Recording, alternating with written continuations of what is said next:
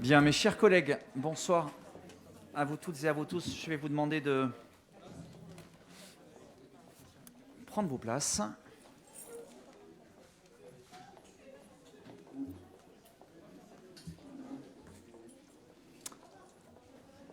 Je vous souhaite la bienvenue. Mes chers collègues, nous sommes diffusés en direct et je peux donner les noms de celles et ceux qui ne sont pas attentifs. Je vous souhaite la bienvenue donc, pour ce conseil municipal du 7 décembre 2020, dont le secrétaire de séance sera Monsieur Vincent Bénard. Nous avons un ordre du jour chargé. Je voudrais, et il me paraissait important,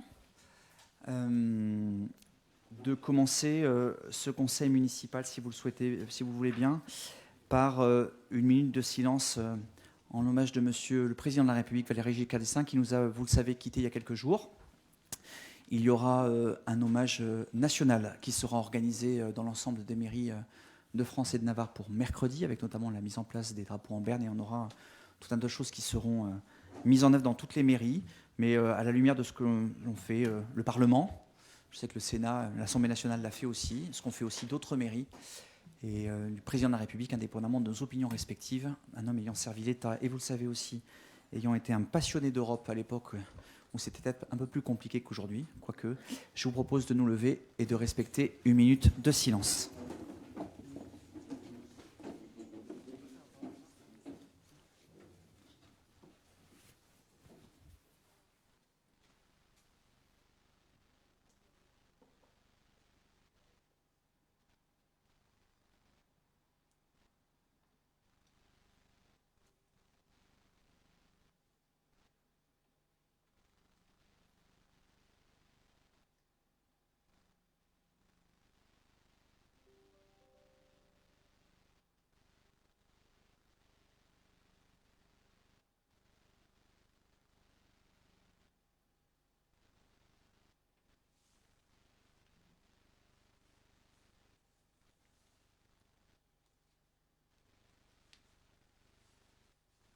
Merci beaucoup.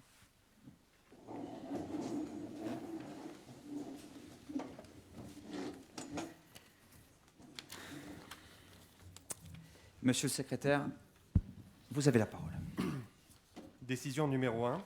Installation de Madame Denise Grélard-Nédélec, nouvelle conseillère municipale, à la suite de la démission de Madame Tiffaine Morin. Monsieur le maire expose. Alors nous avons reçu, ainsi que la préfecture, la démission de Madame Tiffaine Morin.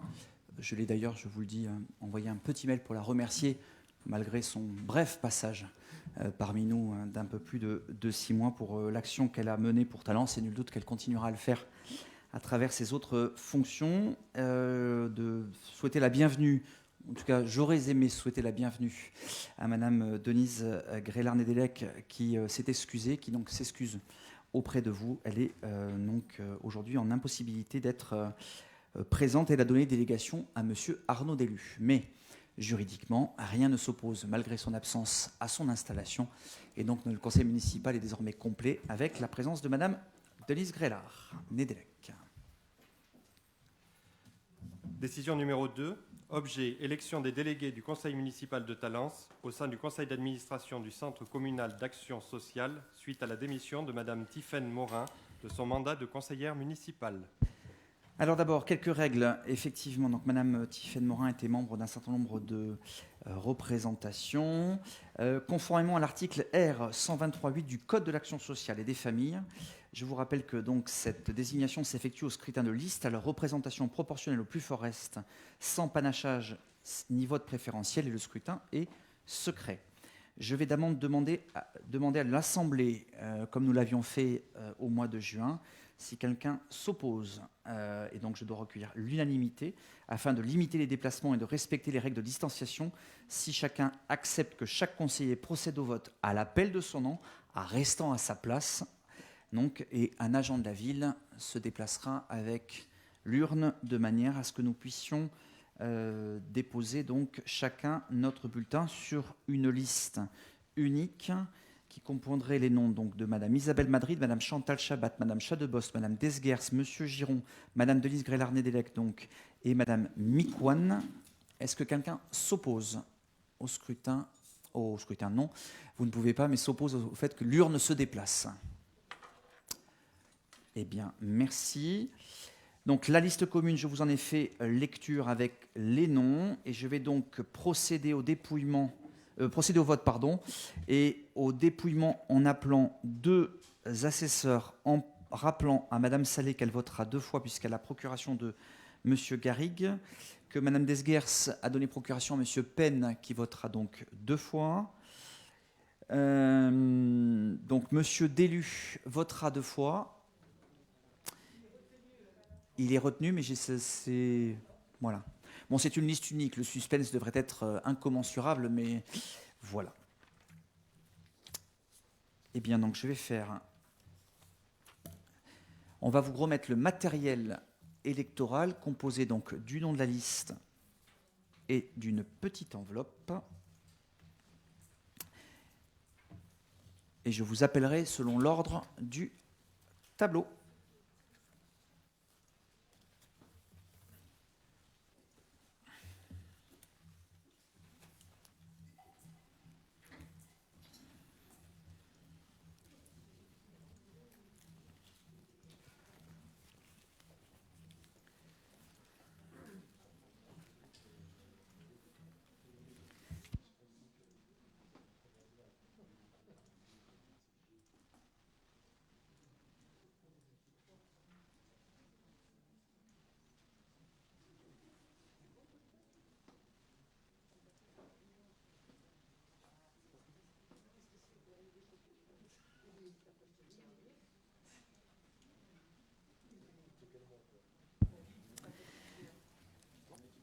Alors, je vais demander à l'urne, puisque nous allons commencer avec M. Bastien Sig.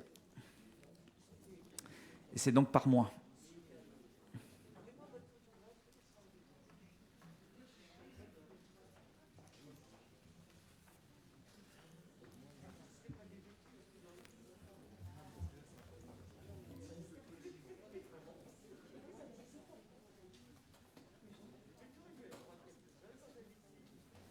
Madame Frédéric Fabre-Tabourin. Monsieur Patrick Duhart, Madame Salé, Monsieur Gestin et Madame Rondeau.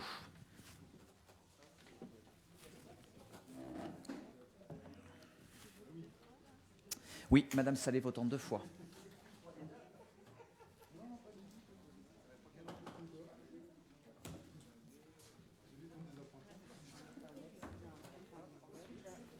Madame Rondeau. Monsieur Bénard.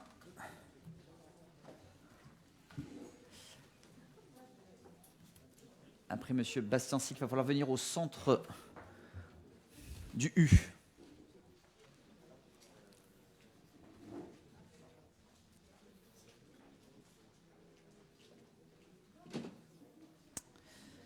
Pour faire voter Madame Castagnera et Monsieur Giron.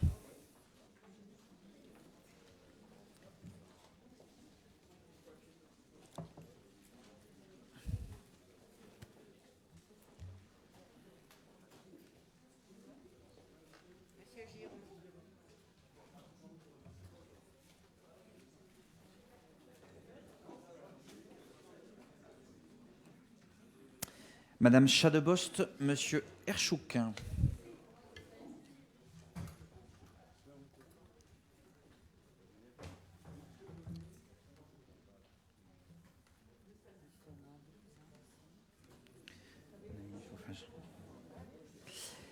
Donc, Madame Chadebost, Monsieur Herchouk, Madame Thomas Pitot, Monsieur Fargue.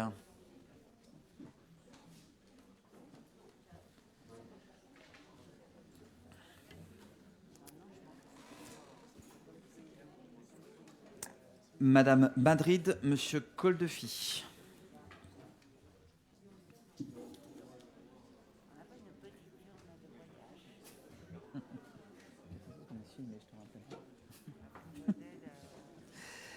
Monsieur Coldefi, donc Madame Chabat, Monsieur Joyon.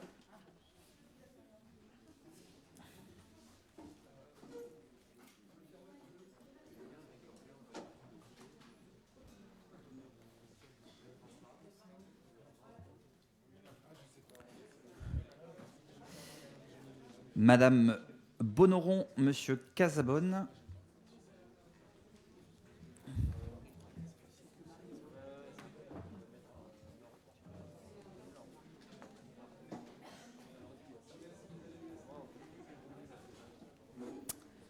Donc, Madame Bonoron, Monsieur Casabonne, Monsieur Bonin et Monsieur Penn qui va voter 2 fois.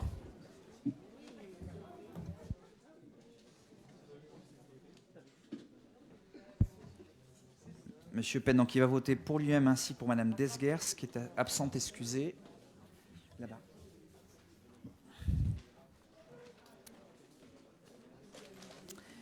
Monsieur Jean, Madame Serrano-Isaac.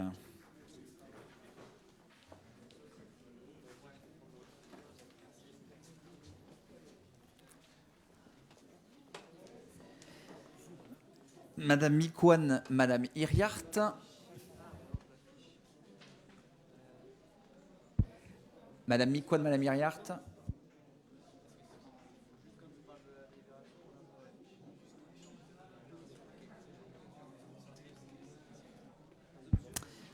Monsieur Larose, Madame Elbig.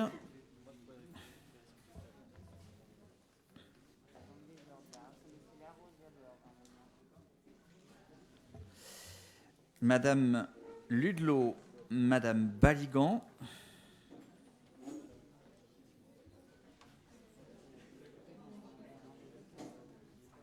Qui Madame, Monsieur Anotin, pardon, et Monsieur Delgado.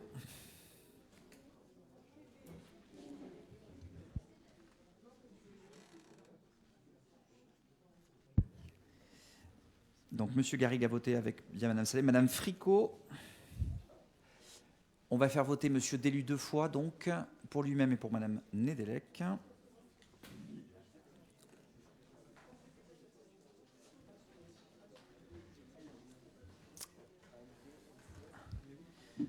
Madame Demarco, Monsieur Bimboire.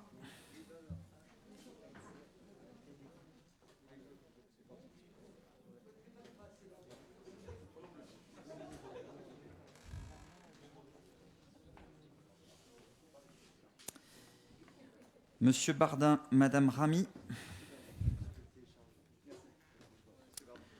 Et puisque vous êtes au milieu, Madame Armitage, Monsieur Martilly et Madame Kellier. Normalement, je n'ai oublié personne.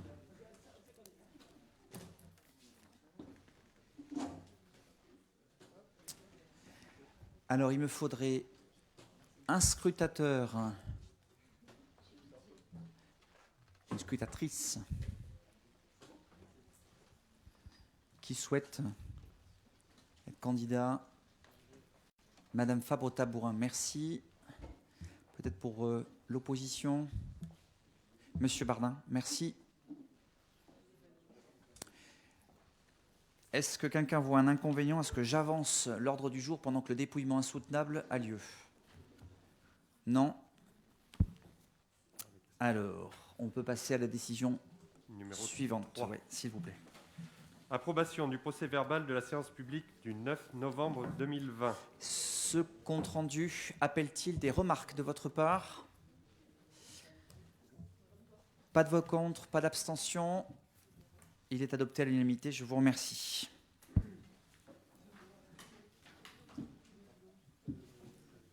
Vincent ? Décision municipale, information du Conseil. Y a-t-il des demandes de précision sur ces décisions municipales?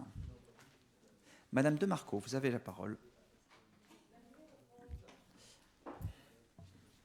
Pour la numéro 11, c'était Oui. pour simplement avoir des précisions, parce que je n'ai pas eu connaissance précédemment qu'il y ait eu donc quelque chose qui a été fait à l'encontre du Lidl.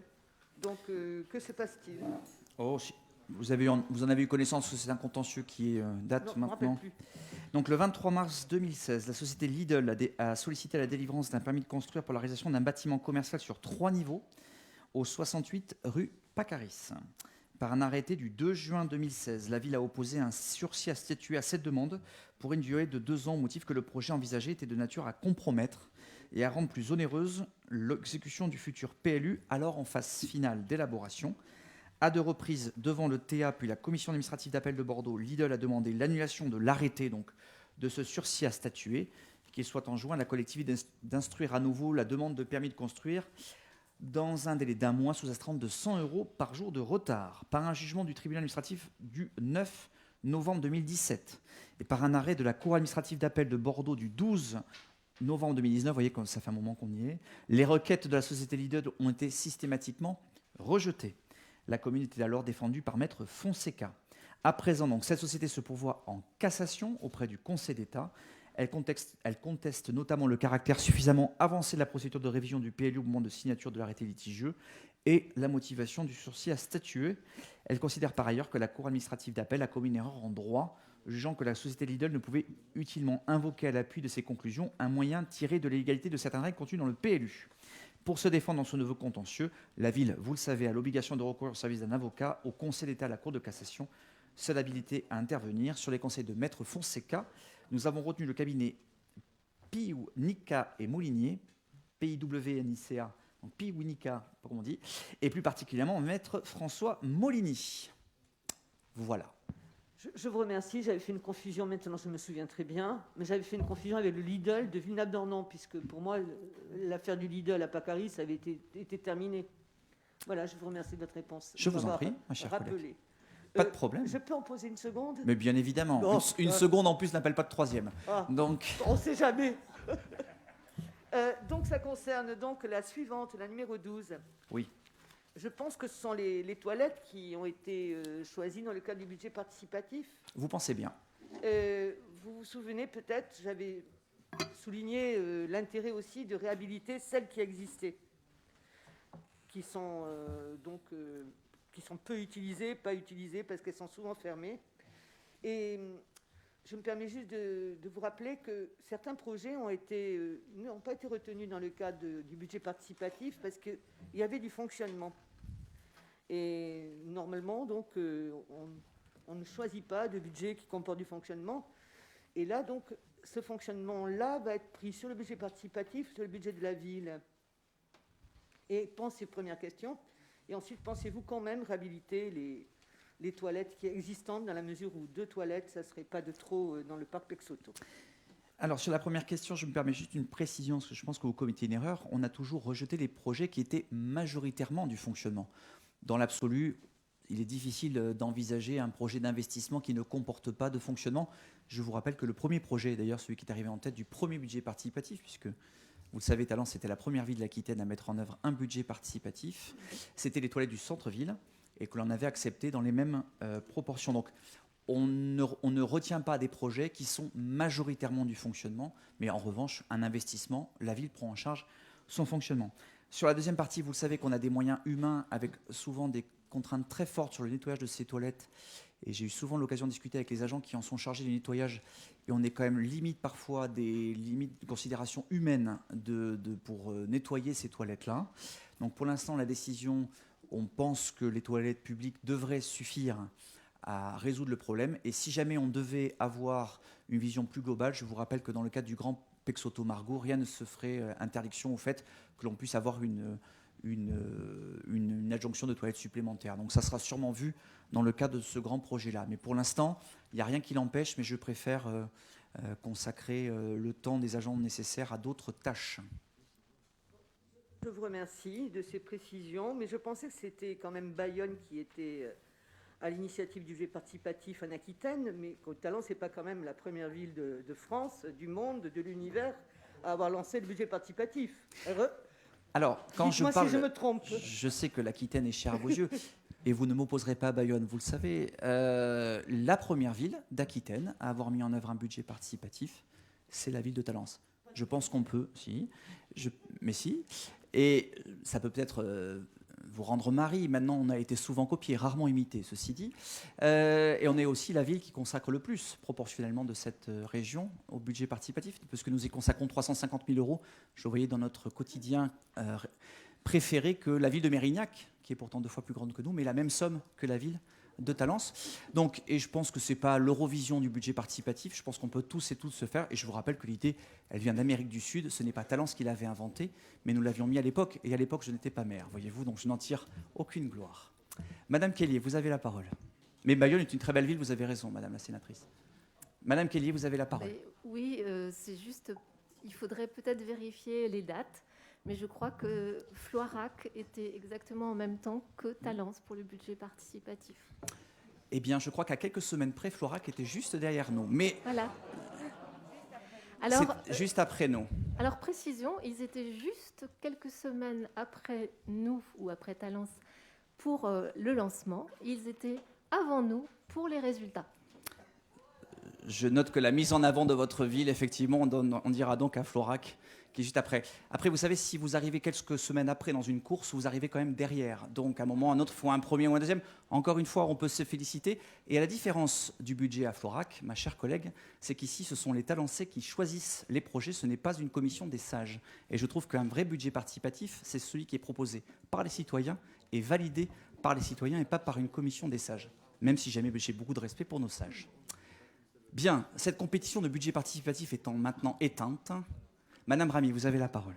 Oui, merci. Moi, c'était sur la décision numéro 10, sur les radars pédagogiques. Il y en a combien, en fait, de déployés sur le territoire talancé? Il n'y en a qu'un? Alors attention, ce n'est pas un radar pédagogique. Là, Alors. c'est un vrai radar. Enfin, c'est un vrai c'est un- radar. Ce n'est pas le radar. Pour les radars pédagogiques, pour répondre à votre question, je vous rappelle que il y en a 10 au total. Alors avant, il y en avait un pour un conseil communal et donc on rétablit, mais après, vous savez qu'on tourne. Je rappelle que les radars pédagogiques sont implémentés pour une durée en général d'1 mois. Et les propositions d'implantation sont faites avec les radars pédagogiques, avec les conseils communaux, pardon. Pour ce radar-là, donc c'est un radar du secteur sud. Je vous rappelle qu'un radar nécessite 3 agents là-dessus, et donc il y a eu 28 véhicules interceptés et une verbalisation pour 2020. Nous avons eu une seule verbalisation. En général, on est entre 1 à 2 contrôles par an, et donc il est fait tous les ans par Mercura, ainsi que l'éthylotest électronique.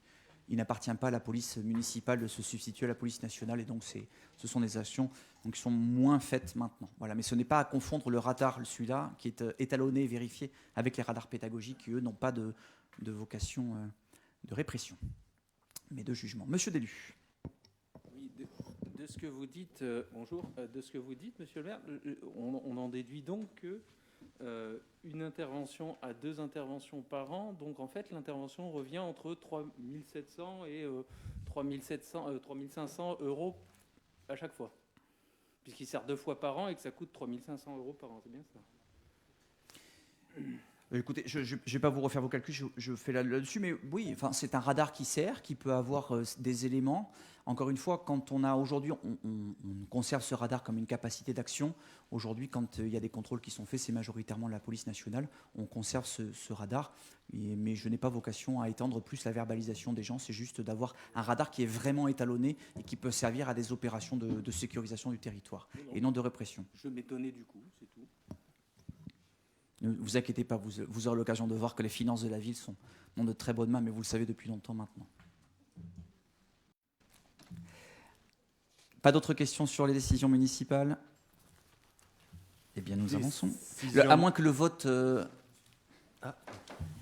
L'Eurovision du CCS a été terminé. Donc, nombre de bulletins trouvés dans l'urne, 43. Bulletin blanc ou nul, 0. Suffrage exprimé, 43. La liste obtient 43. Félicitations à l'ensemble des élus.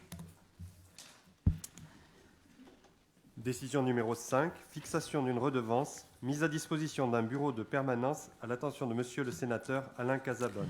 Alors vous le savez, c'est une décision qui avait été prise par délibération en date du 18 décembre 2017 suite à l'élection de monsieur Alain Casabonne au Sénat à l'époque. Il a été réélu brillamment sénateur de la Gironde le 27 septembre 2020 et donc la convention qui nous liait arrivée à son échéance, et c'est logique, au mois de décembre. Je vous rappelle que M. Alain Casabonne loue un bureau de 14 mètres carrés qui est situé au premier étage du château Pexoto, ce dernier étant composé de 2 armoires de rangement, d'une table, d'une fauteuil et des dessertes basses. En général, les prix des locations sur Talence sont entre 15 et 25 euros. Et donc, nous avons souhaité, une nouvelle fois, puisque ça avait déjà été le cas, appliquer le tarif le plus haut qui soit constaté, c'est-à-dire 25 euros du mètre carré. Et donc, M. Alain Casabonne s'acquittera d'une somme de 350 euros par mois, soit 4 200 euros par an. On a eu l'occasion de le dire, certaines villes mettent à disposition gratuitement. Je rappelle que ce montant-là a été augmenté de 20% par rapport à ce que payait Monsieur le Sénateur auparavant. Donc, merci Monsieur le Sénateur. Alors, ce sont des fonds publics, hein, bien évidemment. Et puis, donc, 4 200 € par an pour l'occupation de ce bureau. Voilà. Y a-t-il... Non, il n'y a pas d'observation. Madame Kellier. Petite question de curiosité, les sénateurs sont domiciliés au Sénat? Attendez, Monsieur le Sénateur, est-ce qu'on peut attendre que le micro sans fil arrive du Sénat, justement?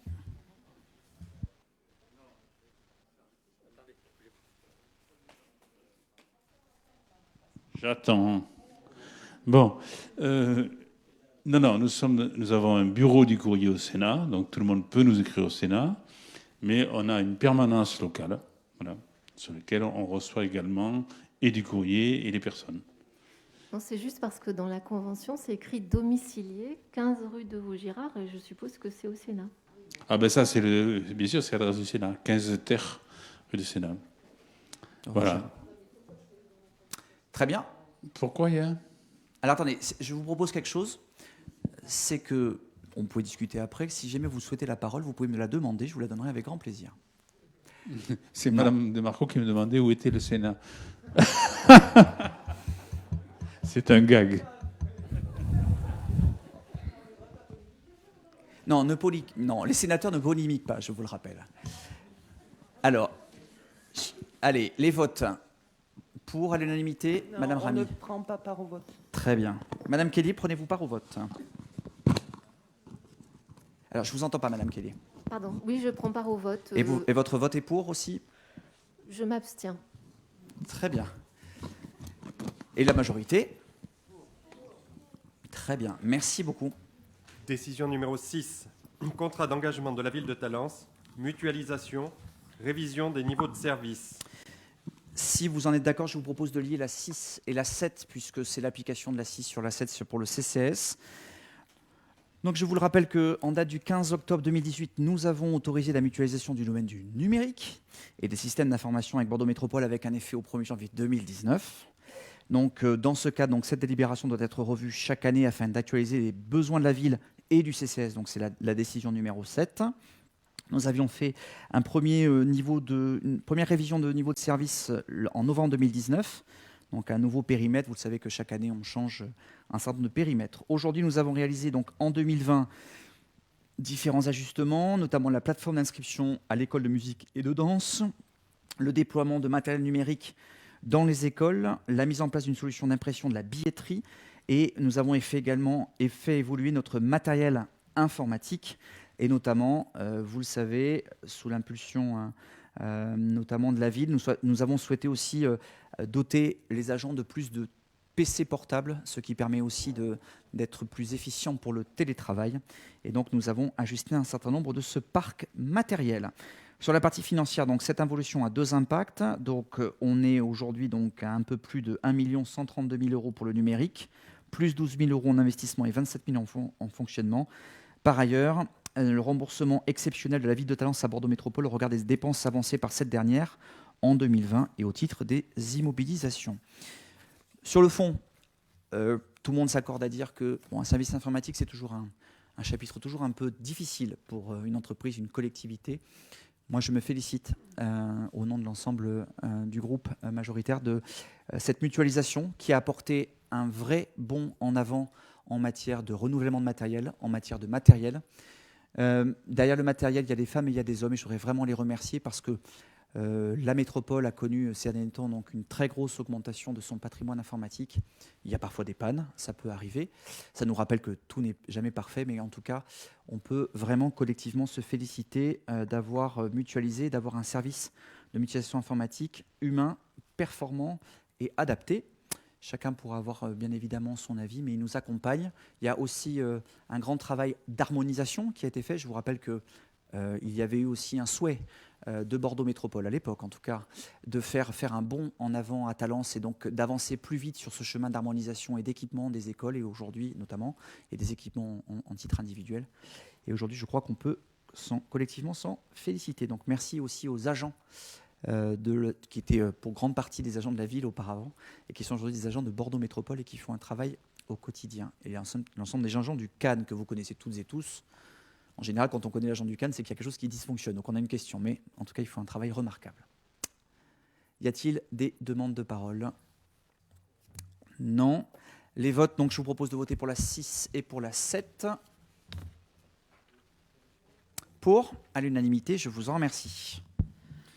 Décision numéro 8. Signature d'une concession portant sur la mise à disposition, l'installation, la maintenance et l'entretien des mobiliers urbains, publicitaires et d'information municipale.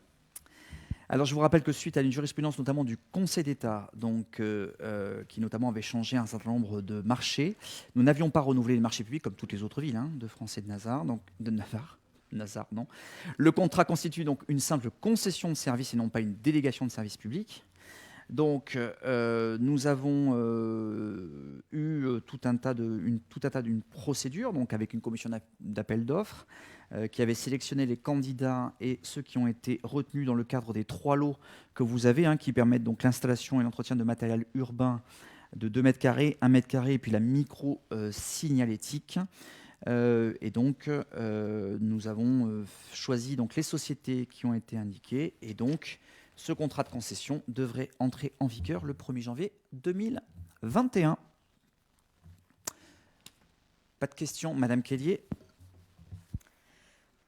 Oui, le sujet de cette délibération m'interroge. Je me suis demandé, en la lisant, si, comme il s'agit, si j'ai bien compris, de s'engager pour 12 ans, est-ce qu'il n'était pas opportun de se demander s'il n'était pas temps de libérer l'espace public, un peu plus en tout cas, de la publicité, en supprimant ces panneaux et en cherchant un autre modèle de diffusion de l'information municipale, institutionnelle et associative? Alors, on va pouvoir, je pourrais poser la question à Monsieur Notat ou Madame Fabre-Tabourin, qui pourra vous dire tout ce qui a été fait par la ville pour libérer, comme vous le dites, de l'espace publicitaire. Là, on ne parle pas du tout de la même chose. On parle des campagnes d'affichage qui servent à la ville, et pas seulement. 85% des campagnes d'affichage dont vous parlez concernent les manifestations qui sont organisées par la ville, les spectacles issus de la programmation culturelle, le budget participatif justement, le concours photo, la campagne pour le BHNS, la Garde Médoquine, 3 musiques, des castars, et que quand ce n'est pas la ville qui communique, c'est aussi nos partenaires, ODP, le recensement, la grande cause nationale, rock et chanson. Donc c'est vraiment très utile à la ville. Pour la partie publicitaire, il y a eu tout un tas de choses qui ont été faites dans le cadre de la... Mais je peux passer la parole à Monsieur Notat ou Madame Fabre-Tabourin dans l'ordre qu'ils souhaitent. Madame Fabre-Tabourin, peut-être avec un micro, s'il vous plaît, qui va vous rappeler tout ce qui a été fait par la ville.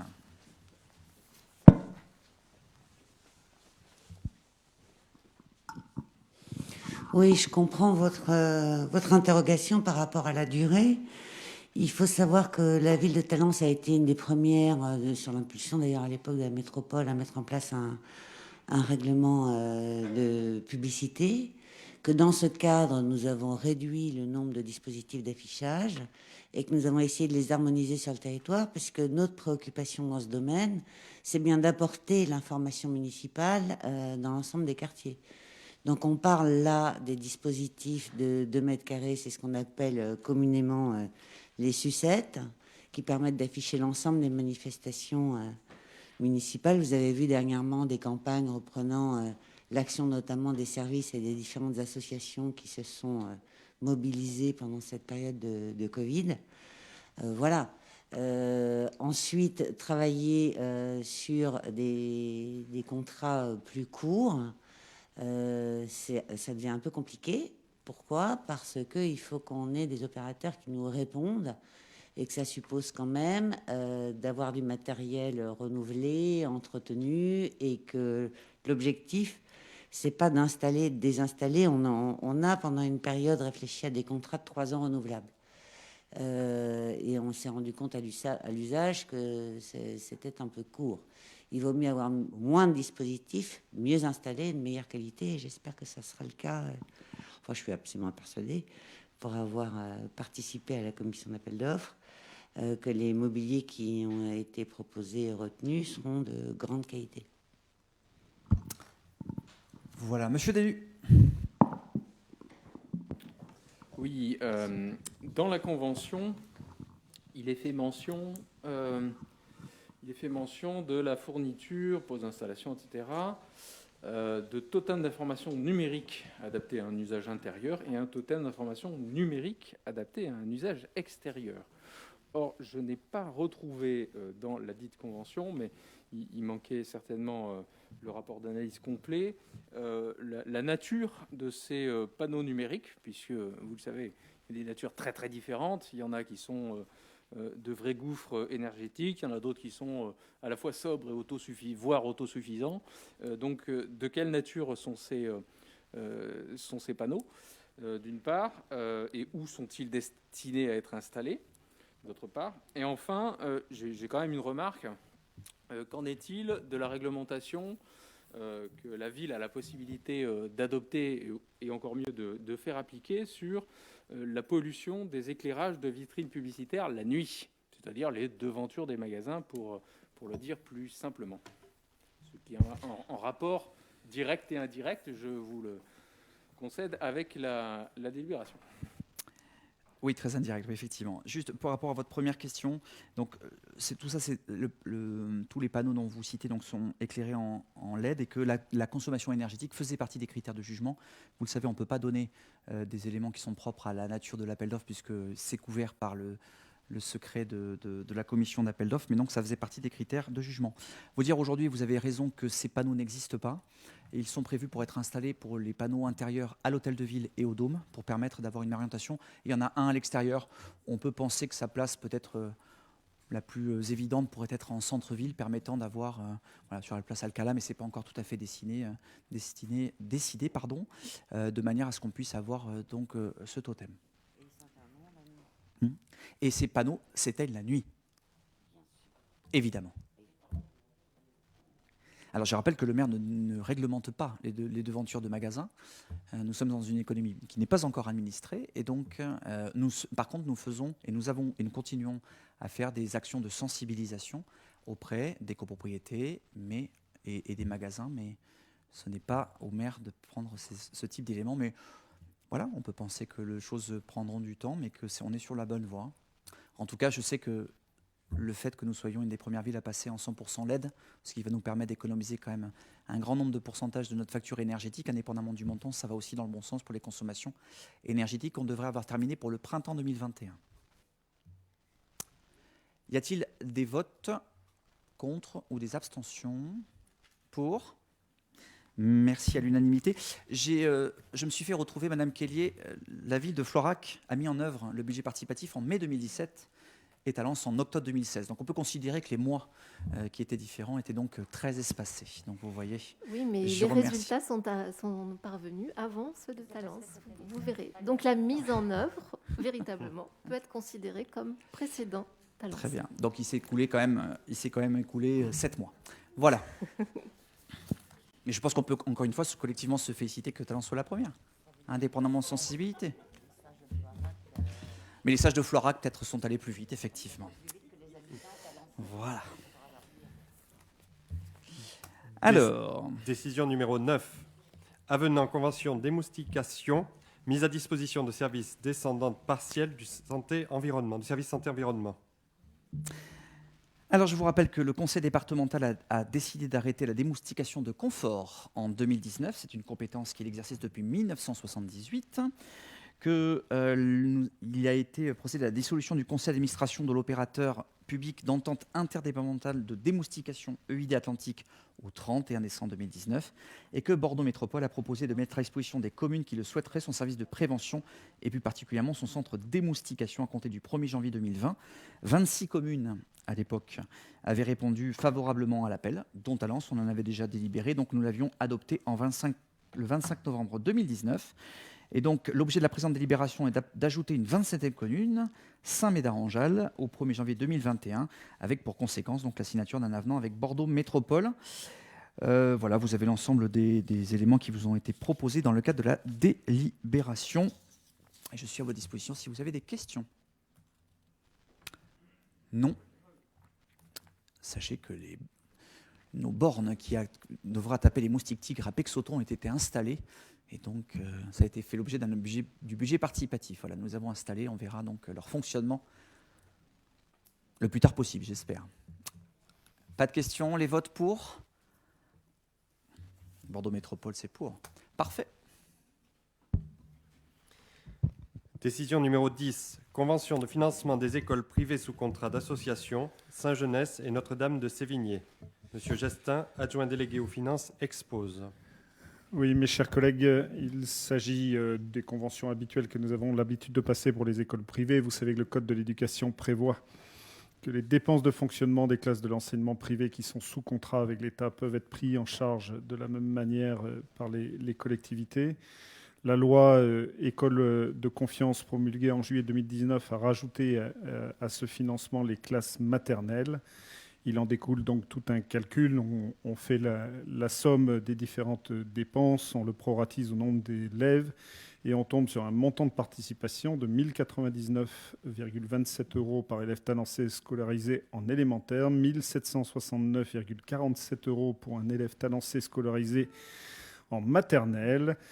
Vous avez les effectifs talancés, bien sûr, des différents établissements concernés qui sont Saint-Jeunesse et Sévigné.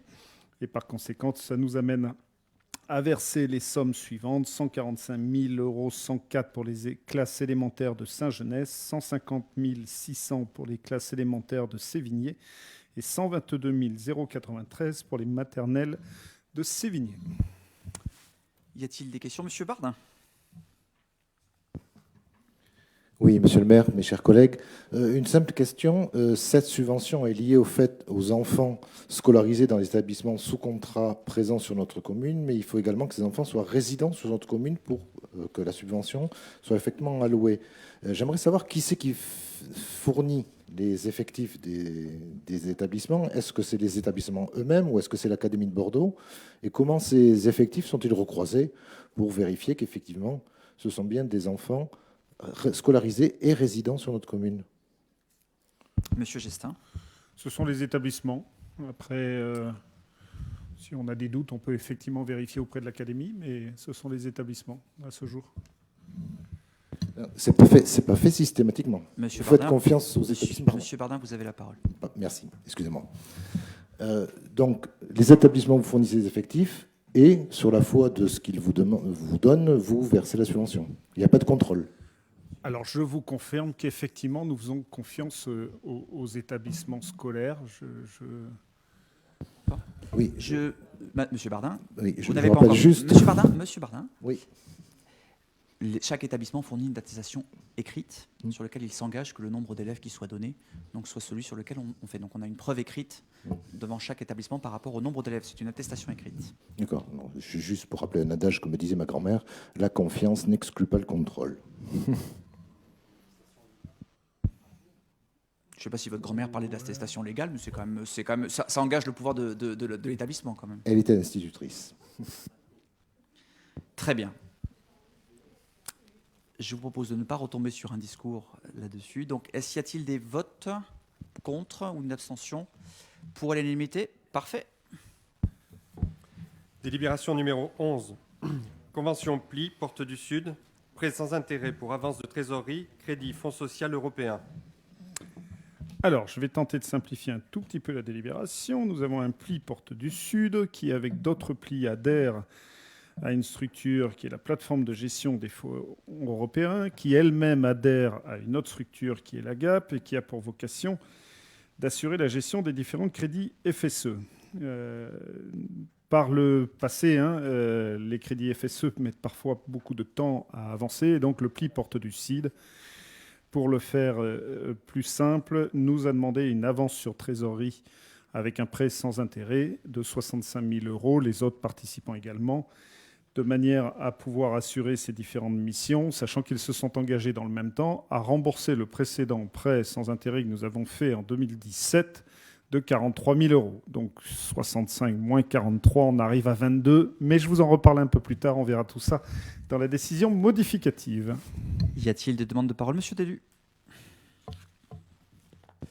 Oui, simplement, évidemment, pour approuver ce prêt sans intérêt pour avance de trésorerie auprès des plis, d'autant plus que beaucoup de plis, vous le savez sûrement, chers collègues, mais beaucoup de plis ont ces difficultés de trésorerie liées au fait que les remboursements de fonds européens arrivent à entre N+3 et N+4. Donc quand vous avez des frais de fonctionnement qui sont essentiellement liés d'ailleurs à des personnels et que vous êtes remboursé 3 ou 4 ans après, forcément ça pose de grosses difficultés. Et ça pose d'autant plus d'importantes difficultés cette année qu'il y a eu, on va dire, des hésitations de la part de l'État sur qui devait être organisme intermédiaire dans les territoires. Est-ce que les plis devaient être eux-mêmes gérés, pour simplifier, les fonds européens, ou est-ce que c'est une collectivité, un degré de collectivité, le département, la région, qu'importe, ou les services de l'État qui devaient le faire pour eux? En l'occurrence, apparemment, la solution serait trouvée. Elle était censée être trouvée fin 2019. On est quand même fin 2020 et elle n'est toujours pas officielle. Et d'ailleurs, je rappelle que la France est le dernier pays de l'Union européenne à n'avoir pas rendu sa copie sur les déclinaisons des programmes opérationnels nationaux, puisqu'il est resté la France et Malte, mais vraisemblablement l'administration maltaise a été plus efficace que l'administration française. Donc nous sommes toujours, et les plis restent toujours malheureusement dans le flou artistique concernant la répartition des fonds européens, ce qui est regrettable. Très bien. Y a-t-il d'autres demandes de parole? Non. Les votes? Pour. On m'a glissé, mon cher collègue, que la consommation est totale est de 80 watts. Hors taxe. Décision numéro 12. Exercice budgétaire 2020, budget principal, décision modificative numéro 1. Alors, il convient d'adapter le budget primitif que nous avions voté pour quelques montants. Tout d'abord, en section de fonctionnement, concernant les dépenses, nous avons un besoin de complément de 30 000 € sur le chapitre 012, qui est justifié à la fois par le paiement d'un capital d'essai et la prise en charge d'un forfait hospitalier pour 15 000 € respectivement. Vous avez les différents comptes. Et pour le financer, nous baissons le chapitre 011 sur le chapitre alimentation. Et évidemment, la crise du Covid nous permet de le faire, malheureusement, j'ai envie de dire, de 30 000 € pour équilibrer le compte de fonctionnement. En section d'investissement, nous retrouvons nos 65 000 € du pli qu'on vient d'aborder à l'instant. En dépenses, en recettes, nous retrouvons donc les 43 000 € qu'ils doivent nous rembourser. Il nous reste donc 22 000 € à trouver, que nous avons trouvé sur le compte 10-222, qui est la FCTVA, qui peut être augmenté de 22 000 € puisque nos prévisions étaient prudentes.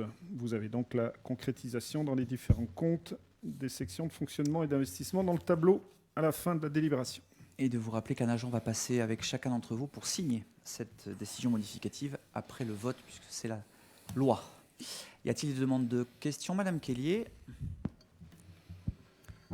Oui, je commence un tout petit peu à comprendre ces histoires de budget. En tout cas, j'ai encore beaucoup à apprendre. Et je m'interroge parce qu'en fait, ça fait plusieurs fois, je crois, que l'on a des décisions modificatives du budget.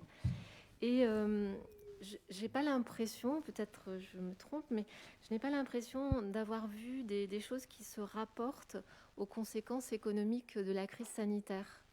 Et donc, je me demandais pourquoi, d'une part. Et je me demandais aussi, par association d'idées, n'est-ce pas, est-ce que vous aviez, au-delà des mesures que parfois on a vu passer au fil de l'eau, est-ce que vous aviez un plan d'ensemble, une stratégie pour identifier les besoins, définir une stratégie, se doter de moyens pour faire face à ces conséquences économiques de la crise sanitaire que nous traversons, sachant que voilà, les conséquences, elles commencent et elles vont continuer à se révéler pendant les mois qui viennent. Monsieur Gestin. Des économies d'électricité, c'est pour ça que tout s'éteint à ce moment-là. Alors, ma chère collègue, je vous rappelle que nous avons voté un budget supplémentaire en juillet, dans lequel il y avait un certain nombre de mesures. Alors, j'en ai plus le détail ici, mais on pourra en reparler si vous voulez. C'est d'ailleurs pour ça que c'est la décision modificative numéro 1, puisque nous avions voté un budget supplémentaire.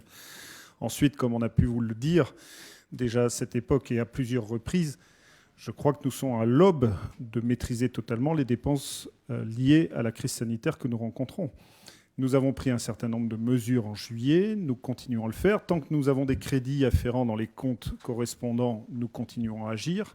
Nous verrons les incidences et la réalité au moment des comptes administratifs, mais je crois que cette crise aura encore des impacts à l'avenir. Alors, on le verra dans le cadre du budget supplémentaire, et je crois qu'avant tout, en ce qui nous concerne, puisque nous ne sommes pas directement concernés par la crise économique, même si nous serons certainement amenés à agir en direction des entreprises, je pense que la vraie crise qui va nous concerner risque d'être une crise sociale. Et là, c'est au travers des budgets sociaux, du CCAS et de ce que nous pourrons mettre dans ce cadre-là. Mais je crois que c'est encore un peu tôt, malheureusement, pour être complètement certain de ce qui va nous arriver sur le coin de la figure, si je peux me permettre de parler ainsi. Pour compléter, ma chère collègue, d'abord, vous le savez, l'État fait beaucoup, les régions font beaucoup, le département également, la métropole a prévu son plan. L'idée, c'est qu'on le sait qu'à la crise sanitaire qu'on peut espérer dans la fin la plus proche possible, il y aura une crise sociale qui a déjà commencé avec un chiffre, l'augmentation très significative, par exemple, du nombre de chômeurs sur le territoire. La réponse est le maillage social de proximité. Je pense que les mairies, quelles qu'elles soient, il faut qu'elles y répondent. On a commencé ce travail, notamment, et monsieur l'adjoint le rappelait, à travers le CCS, mais d'une façon générale, tous les services de la ville qui vont être mobilisés pour apporter une réponse qui se veut aussi très ciblée, de manière à éviter que les dispositifs ne se recoupent et ne se chevauchent. On sait que, vous le savez, on a mis en œuvre tout un tas de choses. On en a souvent discuté sur les éléments du plan de relance, particulier pour la ville. On a mis en œuvre des choses pour nos commerçants. Et je pense qu'il faut qu'on ait une réponse collective, transpartisane, qui soit les villes, s'appuyant aussi sur le tissu associatif, de manière à essayer de répondre à cette crise qui est devant nous et qui, on le sait, sera majeure et grave. Et donc, il nous appartient toutes et tous d'y apporter une réponse humaine et sociale. Mais je pense que c'est de concert avec l'ensemble des instances, de l'État jusqu'aux villes, qu'on aura la meilleure des réponses et surtout la plus adaptée vis-à-vis du territoire. Je crois que la réalité talençaise n'est pas forcément celle qui est à Bègles, qui n'est pas forcément celle qui est à Bordeaux. Il faut vraiment qu'on soit sur ce caractère-là. Et moi, je plaide, vous le savez, pour que la réponse soit le plus transpartisan possible et qu'on essaye collectivement de jouer ensemble. Mais nul doute que cette réponse, malheureusement, va devoir s'installer dans un temps très long parce que ce qu'il est facile de casser, il est compliqué à réparer. Ce qui est sûr, et on l'a toujours dit, et c'est le propos que j'ai toujours tenu, c'est que la ville sera aux côtés des Talençaises et des Talençais et qu'on aura adapté forcément notre action, mais que notre première réponse, ça sera pour les habitantes et les habitants de cette ville.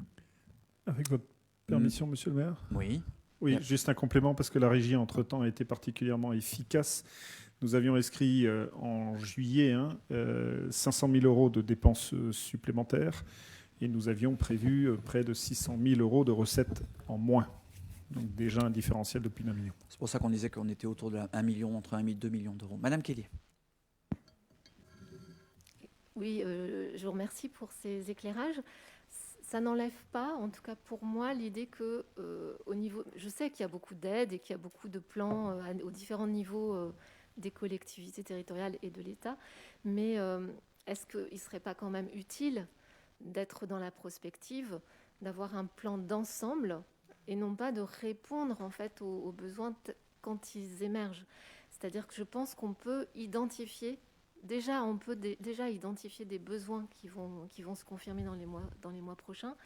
Donc voilà, est-ce que c'est pas le rôle d'une ville d'être aussi dans la prospective, alors peut-être à travers la construction, enfin la mise en place d'une instance spécifique sur ce sujet-là. Ça me paraîtrait assez pertinent pour vraiment ne pas être simplement dans le fait de débloquer de l'argent ou de répondre à des demandes au fil de l'eau, ce que j'ai l'impression qui a été fait, mais pour anticiper en fait.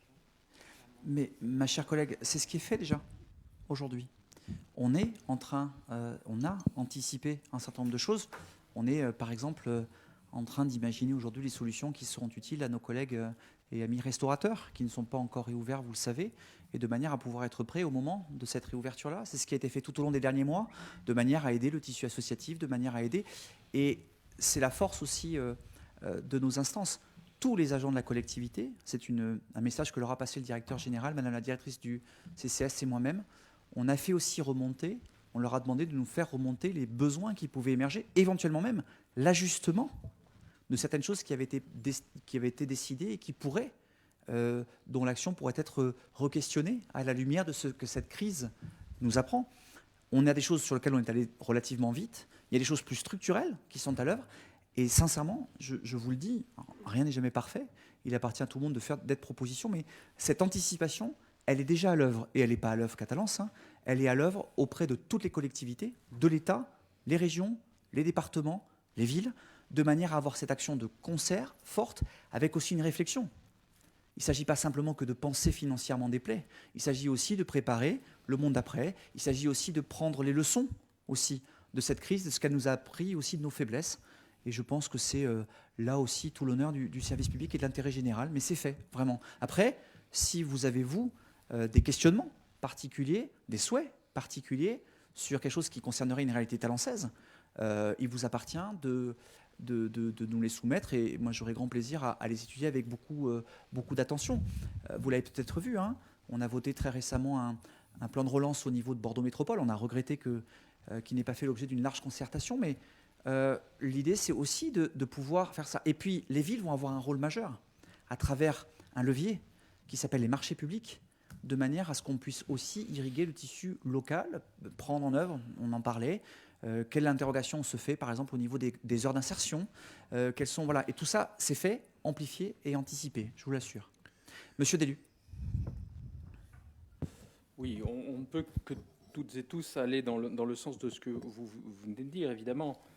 La crise, elle est déjà là, on le mesure, on peut le mesurer budgétairement. Vous venez de nous donner une indication, à peu près 1 million d'euros de dépenses supplémentaires, enfin entre les manques à gagner et les dépenses supplémentaires. Quand on vous avait interrogé sur ce sujet en juillet, on était plutôt à 300 000, 400 000, hein, donc comme quoi, effectivement, la situation ne s'améliore pas. On le voit évidemment au niveau du département, qui est quand même le premier filet de protection de nos concitoyens, puisque le RSA, en volume, a augmenté quand même de 9%. On est sur une augmentation qui n'avait été jamais vue auparavant, même pas durant la crise de 2008-2009. Donc effectivement, je rejoins tout à fait et vos propos, monsieur le maire, et ceux de madame Kellier. Il convient aux collectivités d'anticiper le plus possible. Et c'est pourquoi d'ailleurs le département de la Gironde, alors on n'a pas été... disons que nous étions le noyau de la résistance à la recentralisation bureaucratique parisienne, et nous nous sommes beaucoup heurtés à la recentralisation larvée de l'État, mais néanmoins, nous avons jugé utile et nécessaire, et voire indispensable pour nos concitoyens, de répondre à l'appel à manifestation d'intérêt lancé par l'État sur France Relance. Ce qui fait que cet après-midi, en séance plénière, nous avons autorisé le président à signer une convention avec le Premier ministre, en l'occurrence, qui fait que le département de la Gironde sera le premier département de France et la première collectivité de France à obtenir, dans le cadre de France Relance, une aide à l'investissement de l'État de 40 millions d'euros, à rapprocher des 26 millions que l'État nous piquait sur la DGF. Mais néanmoins, ce sera toujours quelque chose de positif. Donc, je voulais vous interroger à ce sujet, d'ailleurs, pour savoir comment est-ce que vous comptez inscrire la ville de Talence, certainement via l'AMF. Alors, ma question est faussement naïve parce que je vous donne l'occasion moi je connais la réponse, mais je vous donne l'occasion de répondre. Comment est-ce que la ville de Talence peut s'inscrire justement dans ce plan de relance de l'investissement public de France Relance? Alors, j'ai bien noté que dans chaque intervention, c'est le département est top, l'État est pas bien. Je ne sais pas s'il y a des élections bientôt, mais on va... Oui, hélas. Je me permets juste d'être foncièrement en désaccord avec vous sur la centralisation. Vous oubliez peut-être que le gouvernement qui a pris le plus aux collectivités territoriales, alors ça commence un peu à dater, mais vous savez que les Basques ont de la mémoire, et pas que les Basques, c'est le gouvernement de François Hollande qui, dans un geste de centralisation, a ôté, dans le cadre du plan de stabilité, près Aujourd'hui, il nous manque dans les caisses entre 10 et 15 millions d'euros. Donc quand on parle de centralisation administrative, oui. J'ai bien compris que c'est la nouvelle mouture, c'est jamais de sa faute. Mais c'est ce gouvernement-là qui a fait ça. Et la question n'est pas le fait de dire, et vous en souvenez, vous étiez un peu moins en capacité de critique à l'époque, je peux le comprendre, mais que toutes les collectivités, toutes, s'étaient inscrites en faux pour dire la suppression de la DGF, aujourd'hui il nous manque quand même 15 millions d'euros dans les caisses, c'était une atteinte grave à la liberté et à la libre administration des collectivités territoriales. Est-ce qu'aujourd'hui on a fait des progrès? Il appartient à chacun d'en juger, mais considérer que c'est ce gouvernement-là ou que le mouvement est à l'œuvre uniquement depuis 3 ans, je trouve que c'est un petit peu oublié tout ce qui s'est fait auparavant. Et pour répondre à votre question, après on va passer sur autre chose, oui, bien évidemment qu'on va s'inscrire dans l'AMF. Après, je crois qu'il peut y avoir des mouvements puissants initiés d'un point de vue national, mais que chaque réalité, départementale, régionale, mais locale, va nécessiter le fait de s'inscrire pleinement là-dessus, et vous avez répondu pour moi à la question, et donc je vous confirme tout ça, va permettre d'être vraiment au plus proche des besoins. Pendant que vous étiez en train de dire, je pensais, ça vient en écho à ce que disait Madame Kelly, on a mis en place une cellule de veille, par exemple, avec tout ce qui est programme de réussite éducative, tout ce qui est prévention de la précarité. On sait qu'on a aussi tout un tas de personnes qui étaient, entre guillemets, autour de la ligne de flottaison et qui se trouvent avec, en plus, une grosse difficulté, mais nos collègues du département le savent aussi bien que nous, c'est la difficulté aussi parfois d'identifier ces besoins-là, parce qu'il y a parfois aussi beaucoup de tabous, beaucoup de pudeur autour de ça. Et l'idée, c'est pas simplement que d'être derrière avec des chiffres et des additions, c'est d'essayer aussi de se dire comment on retisse ce lien humain et comment on va au plus près des acteurs du territoire. Je pense que ça méritera effectivement d'avoir une réaction longue sur le temps long.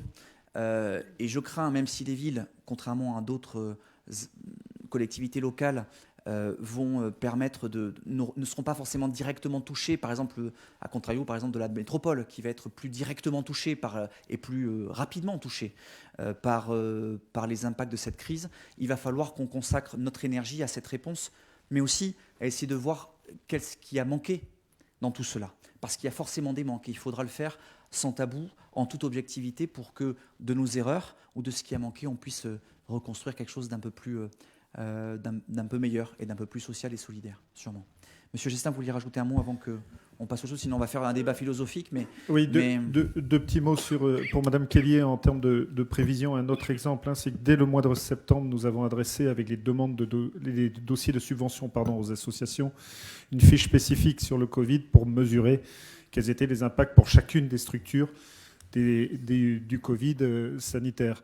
Nous commençons à voir les structures.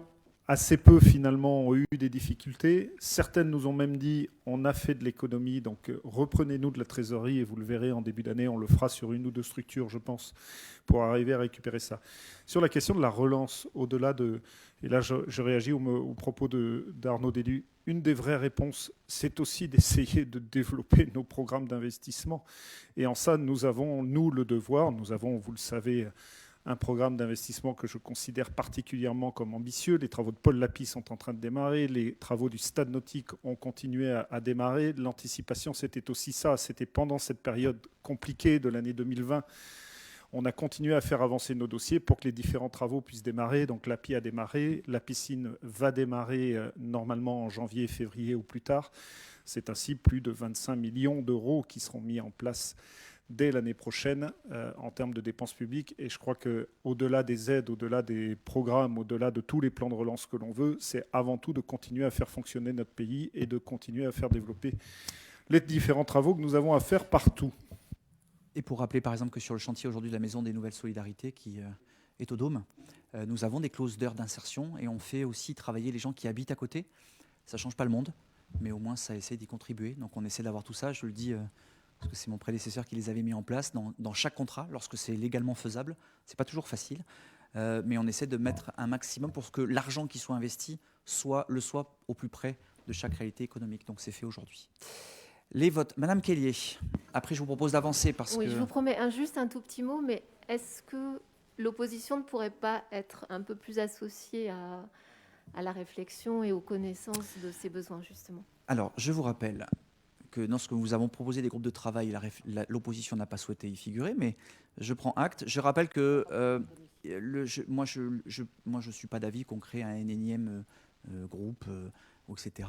Si l'opposition a des propositions concrètes à faire, et comme on l'a toujours fait depuis cette crise, je vous rappelle que je vous ai même réunis 2 jours après le confinement, vous avez toujours été associés, vous nous avez aussi apporté, il faut le reconnaître, un certain nombre de vos propositions, eh bien, vous y serez bien évidemment. Donc moi, je les étudierai avec le plus grand des intérêts, donc évidemment. Comme je vous l'ai dit la dernière fois, l'opposition ici a sa voix, et donc on l'écoute. Voilà.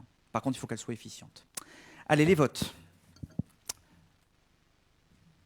On ne prend pas part au vote. Ah. Et Madame Kellier? Je m'abstiens. Très bien. Bon. Décision numéro 13. Article L. 1612-1 du Code général des collectivités territoriales. Exercice 2021. Engagement, liquidation, mandatement des dépenses d'investissement.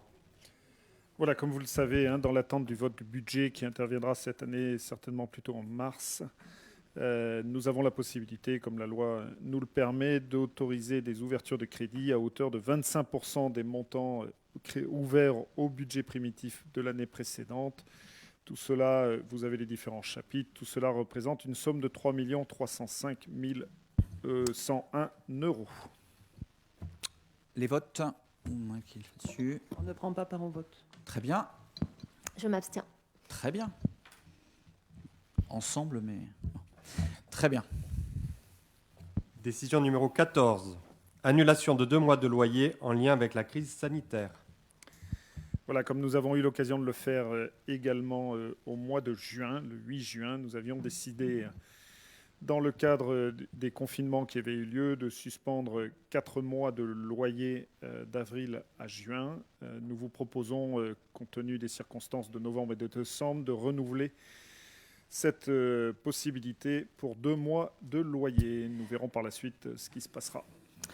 Alors, 2 petits points. D'abord, ça représente un manque à gagner pour la ville, de 75 000 € à peu près, c'est 25 000 €. Et de vous dire que c'est la loi, on va le proposer, mais que on va donc écrire à chaque récipiendaire de tout cela. Ils sont en totale liberté pour refuser cette demande d'annulation. Je rappelle que c'était le cas de monsieur le sénateur qui avait demandé à ne pas percevoir son loyer, enfin nous le donner. Et je vous rappelais, parce que je voudrais le citer, à payer son loyer. Je voudrais la citer parce que c'est un commerçant local, la librairie Georges, compte tenu du chiffre d'affaires qu'elle avait réalisé du fait, nous avait demandé de ne pas bénéficier de cette exemption. Et donc nous avions relâché. Donc ça nous permet après de façon de le réinjecter l'argent au travers des associations de commerçants du GET.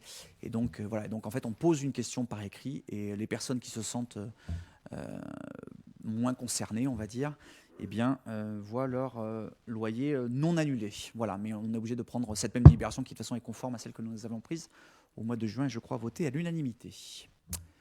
Y a-t-il des demandes de parole? Non. Ah, monsieur Delu. Si, simplement, on peut que se féliciter aussi que ceux qui, j'allais dire, de l'honnêteté des personnes concernées, y compris d'ailleurs parfois parce qu'ils perçoivent eux-mêmes des subventions publiques. Donc, quelque part, c'est un effet de vase communicant et c'est très honnête de leur part parce qu'ils ne sont pas du tout obligés de le faire. Donc, remercier quand même, effectivement, tous ceux qui ont cette démarche tout à fait honnête. Alors, j'ai pas l'habitude, bien que je sois assez à cheval, mais là, franchement, elle pique les yeux. Début du deuxième paragraphe, ainsi après avoir annulé. C'est un participe passé. Alors, je vous rappelle, mon cher collègue, que dans chaque conseil municipal, un certain nombre d'erreurs sont signifiées. Elles sont faites sciemment pour voir si vous suivez. Et donc, je vous remercie. C'était la première erreur, mais je ne vous dis pas s'il y en a d'autres. Je vous laisse les découvrir là-dessus. Alors, y a-t-il des votes pour? Pas de vote contre? Pas d'abstention? Pour? Merci, Madame Ramion. Madame Kellier? Oui, excusez-moi, parce qu'avec les masques, c'est pas simple. Merci. Décision numéro 15. conventionnement avec l'Agence nationale du traitement automatisé des infractions, ANTAI, année 2021-2023. Monsieur Gestin, adjoint délégué au stationnement, expose. Donc, nous avions conventionné avec l'Agence nationale du traitement automatisé des infractions en 2017. Donc, pour simplifier, nos agents vont faire les contrôles de forfait post-stationnement et relèvent les différentes infractions. Et c'est l'ANTAI qui, pour notre compte, va émettre les différents titres de paiement. Il s'agit ici tout simplement de renouveler cette convention qui arrive à échéance au 31/12. Il y a eu quelques modifications mineures qui relèvent plus d'engagement, de communication réciproque dans un sens et dans un autre. Vous les avez dans la délibération. Je ne m'étends pas davantage. Y a-t-il une demande de prise de parole? Je ne vois pas, mais je n'en vois pas. Y a-t-il des votes contre ou abstentions? Non. Pour à l'unanimité? Merci. Décision numéro 16, réaménagement de la place Émile Zola, acquisition d'un local parcelle AP 198, 45 rue Émile Zola. Monsieur Gestin, adjoint délégué aux propriétés communales, expose. C'est un engagement que nous avions pris en fin d'année dernière ou en début d'année de celle-ci, d'organiser la préemption du garage au 45 rue Émile Zola, puisque c'était l'opportunité de pouvoir agrandir la place et de réaliser, par exemple, un projet de micro-forêt qui, en ce moment, est à l'étude. La métropole s'est donc portée propriétaire pour notre compte le 29 septembre. Il convient désormais de récupérer ce bien au titre de la collectivité, de la commune. Le prix d'acquisition après négociation avec le propriétaire s'est porté à 429 000 €, l'estimation des domaines à 390 000, mais vous savez que nous avons une marge d'appréciation de 10%, et donc nous sommes bien dans cette marge, et je vous demande donc d'approuver l'acquisition par la ville auprès de la métropole de ce bien, évidemment majoré des frais financiers, comme cela se fait habituellement avec la métropole. Ce garage, cet ancien garage sera détruit. Et donc, il y aura une réflexion. Et bien évidemment, le conseil communal dirigé par Madame Rondeau, je ne la vois pas, elle est là, sera aussi bien évidemment saisi avec l'ensemble des habitants qui le composent pour imaginer le futur de cette place. Madame Ramy. Alors, je vais aller directement au but. On va voter pour cette délibération, mais avec des réserves. Les réserves, je vais vous les expliquer, ou on va pouvoir peut-être en débattre. Vous nous mettez dans cette délibération, mais c'est le cas aussi dans la délibération 25 sur des projets que vous portez. Là, vous parlez d'un réaménagement de place publique qui va toucher autant le réaménagement du carrefour que votre projet de micro-forêt. Vous écrivez sur ce dernier point, un projet de création de micro-forêt est actuellement à l'étude. Si je vous écoute, c'est bien le Conseil communal Nord qui va suivre ce projet ou qui va le co-construire. Comment le conseil municipal va être informé de ce projet, va pouvoir discuter, débattre? Je ne vois pas dans quel groupe de travail il va être raccroché, dans quelle commission vous allez le créer. Donc, ce sont des projets qui me semblent intéressants de pouvoir débattre en conseil municipal, notamment sur votre projet de micro-forêt. Quelle typologie de micro-forêt vous allez vouloir implanter? Quel est l'impact du réaménagement du carrefour par rapport à ce projet de végétalisation? Et je raccroche ça aussi avec la communication que vous avez fait dans le Talansmag, où vous parlez d'une charte de l'arbre qui est terminée ou qui est finalisée. Si on lit ce qui a écrit, c'est finalisé. Charte qu'on n'a pas pu discuter non plus. Toujours la même question, quel groupe de travail peut participer et qui est transversal à ces projets de revégétalisation ou de végétalisation? Donc je pense qu'à un moment donné, il faudra trouver une place dans le conseil municipal pour qu'on puisse aborder des sujets de politique globale. Vous avez mis en place une délégation de grands projets de ville. Je pense que vous avez des grandes idées, des grands projets, et que le conseil municipal est le lieu pour pouvoir en débattre, pas que des groupes de travail. Alors, je souscris, et c'est la raison pour laquelle je vais donner la parole à ma première adjointe en charge des grands projets de la ville de demain. Vous voyez, je réponds. J'avais anticipé, vous avez vu, c'est pour dire... Voilà. Oui, ma chère collègue, je vous remercie pour ces observations. Alors, évidemment, que ce projet doit être co-construit. Il y a, d'une part, la volonté de réaménager cette place. Ça, c'est un élément. Ensuite, il y a eu l'opportunité de la vente de ce garage qui nous a semblé devant forcément être intégré dans notre réflexion. Et ça, c'est pas nous qui l'avons décidé. Il se trouve que le garagiste a décidé d'arrêter son activité et que la DIA nous est parvenue. Donc, nous avons demandé à Métropole, qui l'a accepté, de maîtriser ce site. Il se trouve que nous avions, dès l'année dernière, voire il y a 2 ans, commencé à travailler sur le principe d'une microforêt sur le territoire talençais, en lien avec la direction de la nature de Bordeaux Métropole. Et que moi, j'avais trouvé, dès le premier exposé de la responsable de la direction de la nature, le principe extrêmement intéressant et la volonté de pouvoir travailler, expérimenter ce type d'action sur le territoire talençais. Et c'est vrai que dans ma tête, et on n'en est que là pour le moment, on a une place à réaménager, l'opportunité de vente d'un garage qu'on souhaitait racheter et que depuis très longtemps, depuis très longtemps, les riverains nous indiquaient que cette présence dans ce quartier n'était pas forcément opportune ni facilitatrice. Et enfin, des réflexions que nous commençons à engager avec l'université sur, vous savez que la microforêt, son objectif, c'est pas d'en faire un lieu d'agrément, c'est d'en faire un outil qualitatif pour notre environnement, on est d'accord. Aujourd'hui, on en est où? On achète ce garage, on va pouvoir faire des sondages et vérifier si la pertinence de l'implantation d'une microforêt qui participerait notamment à l'amélioration de la qualité des sols, dont on peut présupposer qu'en ayant accueilli une activité de garage pendant une vingtaine d'années, les sols devraient être gorgés d'hydrocarbures, etc. On n'en sait rien, on n'a pas encore ces sondages. Donc aujourd'hui, nous en sommes là. Parallèlement à cela, il ne vous a pas échappé que depuis le début de cette mandature, nous sommes en période de Covid. Alors oui, on va avancer sur des outils de co-construction d'un certain nombre de projets et de grands projets de ville, même si je ne suis pas persuadée que ce soit le plus grand projet que je doive porter. Simplement, on est comme chacun d'entre nous. C'est-à-dire que depuis des semaines, on se dit chaque semaine, on va sortir de cette période et on va pouvoir se mettre à travailler collectivement avec les habitants. Donc, évidemment qu'on va revenir vers vous avec une procédure complète. Aujourd'hui, c'est trop tôt parce que je ne sais pas comment la concevoir, cette procédure. Je me refuse à imaginer un travail de co-construction, mais pas que sur ce sujet-là, en Zoom avec des habitants. Je m'y refuse pour le moment. Et je me dis, tant pis, on va peut-être perdre 3 mois, peut-être qu'on va perdre 6 mois, mais on va pouvoir échanger parce qu'on va avoir besoin d'aller sur le site. On est d'accord? On ne va pas se regarder chacun depuis notre cuisine en disant, mais vous voyez, là, au coin de la rue, il faudrait peut-être mettre, je dis n'importe quoi, 2 arceaux à vélo, parce que moi, je sais que les enfants de mon voisin, ils viennent tous les mercredis et qui sont 15 et qui font un atelier de, je ne sais pas quoi, de maquettes.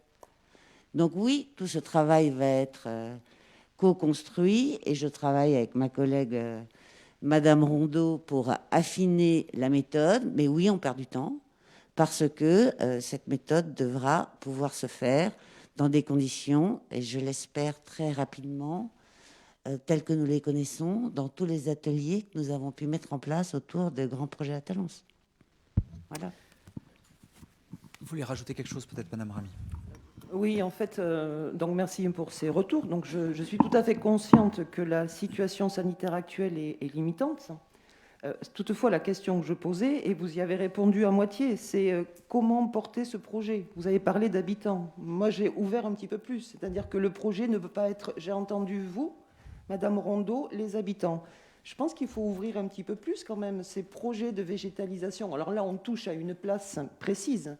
Mais je pense que si vous voulez porter un projet ambitieux de végétalisation à l'échelle d'une ville, c'est pas que cet endroit-là qu'il faut avoir. Donc savoir, c'est comment porter une réflexion plus globale et comment pouvoir en débattre ensemble. C'est ça ma question. Ça marche ou pas? En fait, vous nous demandez de confronter notre programme et notre politique de végétalisation, parce que tout ça, ça fait partie de notre programme, hein, y compris le réaménagement de cette place. Je vous renvoie à notre programme. C'est cette idée-là, ce travail-là, on l'a fait il y a des années maintenant, nous. Ça fait 2 ans qu'on l'a conçu. Donc, on l'a conçu, on a annoncé qu'on travaillerait sur la quasi-totalité des places de Talence. On a annoncé que on travaillerait sur la place de la végétalisation en ville. Et oui, nous travaillons. Donc si aujourd'hui vous êtes en train de nous demander de créer des groupes de travail autour de ces différentes opérations, il faut nous le dire. Moi, j'ai pas de problème, j'ai monté des groupes de travail. J'ai cru retenir que les groupes de travail, c'était pas votre truc. Je vais pas monter une commission pour l'aménagement de la place Émile Zola. Ça n'arrivera pas. Si vous voulez, et si vous nous demandez aujourd'hui officiellement de monter un groupe de travail municipal sur l'aménagement de la place Émile Zola, mais bienvenue. Je le monte. Alors, oui, Madame Ramy. Oui, non, mais après j'arrête. Hein. Je ne vous demande pas de montrer un groupe de travail sur l'aménagement de la place Émile Zola. La question n'était pas là, elle était un petit peu plus élargie, mais on pourra en discuter ailleurs. Il n'y a pas de souci. Juste deux petites choses. D'abord, je vous rappelle que, et c'est toujours comme ça depuis de tout temps à jamais, hein, à Talence, les habitants réfléchissent collectivement. Quand on dit les habitants, il y a des gens aussi qui n'habitent pas forcément là, qui sont utilisateurs. Je rappelle qu'il y a un très beau petit jardin partagé qui vit toute l'année au milieu de cette place. Il y a une vraie réflexion aussi à avoir, puisque je vous rappelle que la ville réalise actuellement et finalise la rue Floquet et le futur parking qui va permettre aussi de libérer de l'emprise foncière, puisqu'on va permettre d'avoir une vraie respiration pour le stationnement qui est très difficile dans ce quartier-là. Le conseil municipal, de toute façon, par différents actes juridiques, est sollicité systématiquement sur des réaménagements, sur des mises en place de conventions. Vous suivez ça tout au long du processus. Ça a été le cas pour des projets plus modestes comme celui-là, comme jusqu'au Grand Bec Sotomayor. Donc vous y êtes étroitement associés. De vous rappeler également que vous avez aussi un certain nombre de vos représentants qui sont dans le conseil communal. Donc l'idée, la co-construction, je pense qu'elle, dans les faits, elle y est vraiment. Et ce qui me surprend, mais peut-être que c'est une erreur de langage, c'est quand vous dites vos projets. Moi, j'ai envie de dire qu'on parle de nos projets. On est collectivement, ma chère collègue, indépendamment de sensibilité. Je pense là, pour Talence, c'est pas un reproche, hein, mais je pense qu'on aura toujours à gagner à dire nos projets. Alors après, ça peut, vous pouvez nous dire, on n'aurait pas fait comme ci, on n'aurait pas fait comme ça. Et puis, il faut l'entendre, le débat fait partie de la démocratie. Mais Madame de Marco, vous écoutez ce que je dis ou Parce que vous êtes tourné vers Monsieur Bardin, ce qui, je peux le concevoir, est très intéressant, mais c'est le maire qui parle actuellement. Donc, juste... Mais non, c'est pas ça, Madame de Marco, mais quand vous parlez, c'est juste quand je parle, j'apprécierais que vous parliez pas en même temps, c'est juste une question d'éducation. L'élément, ma chère collègue, c'est que je voudrais vraiment qu'on arrive à parler de nos projets. Encore une fois, on avait tout à l'heure une discussion très intéressante sur l'après-Covid. Encore une fois, ça n'empêchera pas le fait qu'on ait des sensibilités qui s'expriment de façon différente. Mais je crois que le maximum de fois, on arrivera collectivement à avancer ensemble, à mettre en œuvre et de faire des synergies dans les compétences, les sensibilités. Je pense qu'on fera vraiment avancer la ville. Enfin, je pense que vous serez d'accord avec ça. Et puis, vous le savez, il y a aussi tout un impact qui sera géré au travers de la métropole, parce qu'on est aussi capable d'avoir un certain nombre de choses et de s'inscrire, pourquoi pas, dans des plans qui seraient par la métropole et dont les financements aussi pourraient venir en partie de la métropole. Mais là, on attend quelques éléments plus concrets de la part du nouvel exécutif, puisque je n'en ai pas à l'heure actuelle. Donc, je pense qu'on gagnera vraiment à parler de nos projets. Mais je suis tout à fait d'accord avec vous. C'était ma question. Si on veut parler de projets de ville, donc nos projets Talençais, donc comment arrivons-nous à travailler ensemble, c'est le terme, pas avoir qu'à des bouts juridiques d'information, puisque je ne vois pas comment on va pouvoir co-construire ou échanger, débattre sur des projets.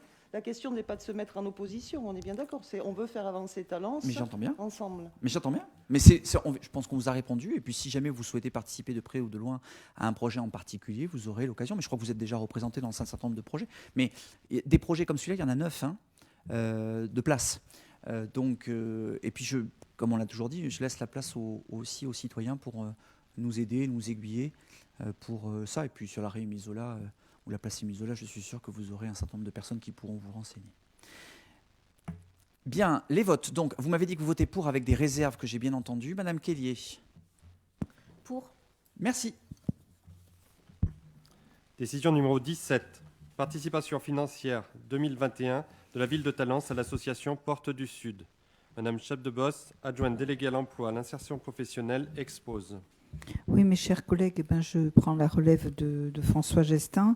Là, nous allons voter pour la participation financière de la ville de Talence au PLI Porte du Sud. Pour petit rappel, le PLI, c'est le plan local pour l'insertion et l'emploi. Nous sommes 3 communes à utiliser ce service, c'est Talence, Gradignan et Villeneuve-d'Ornon. C'est une création qui a été faite depuis 2006. Et nous accompagnons le PLI qui a une permanence, et vous allez voir sur la délibération suivante, une permanence au service municipal emploi de 2 personnes. La participation financière est d'1 euro par habitant. Voilà, donc si vous voulez me poser des questions, je peux. Sinon, nous passons au vote. Merci, ma chère collègue. Y a-t-il des questions? C'est le all inclusive. Les votes pour? Merci. Décision numéro 18. Mise à disposition de locaux à l'association Porte du Sud. Voilà, donc ça c'est la suite, il faut bien les accueillir. Le PLI Porte du Sud fait partie des propositions du service municipal emploi, place Espeleta. Alors, des votes? Merci. Merci. Décision numéro 19. Passation d'une convention avec Bordeaux Métropole, médiation, formalisant un temps d'analyse des pratiques avec le service de médiation sociale. Monsieur Herchouk, adjoint délégué à la cohésion sociale, aux politiques de prévention et à la politique de la ville, expose. Oui, bonsoir. Tous les éléments sont dans la délibération. Juste pour compléter, c'est de l'analyse de la pratique. Les médiateurs, pour prendre du recul justement sur leur pratique, acquérir aussi des outils qui leur permettront d'être un peu plus opérationnels, notamment dans les situations un peu compliquées qu'ils peuvent rencontrer, ont besoin d'une analyse de la pratique. Voilà. Merci, monsieur Herchouk. Monsieur Delu. Oui, monsieur le maire, chers collègues, donc c'est une excellente chose que cette convention et que le renouvellement, bien sûr, de ces temps.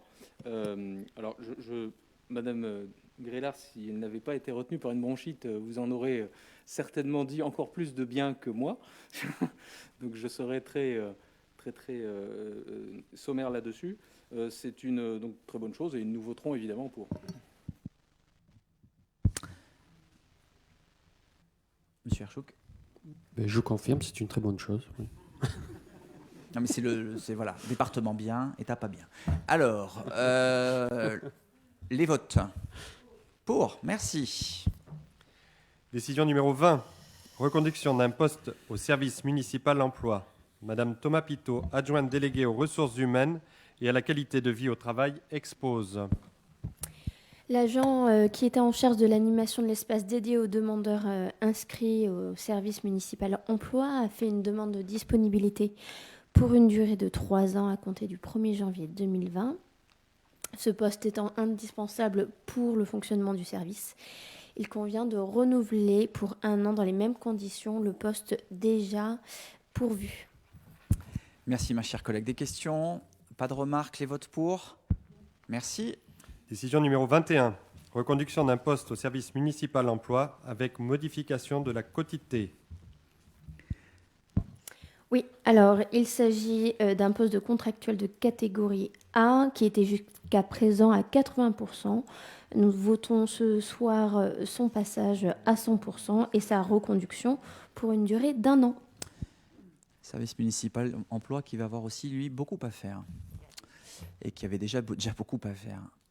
Les votes pour, merci. Décision numéro 22. Modification de la rémunération d'un poste de chargé de communication. Oui, il s'agit ici de la réorganisation du service de communication de la ville. Et donc, je vous demande ce soir de rajouter 25 points liés à la grande disponibilité exigée, plus le 5e échelon à l'agent qui occupe ce poste. Madame Ramy.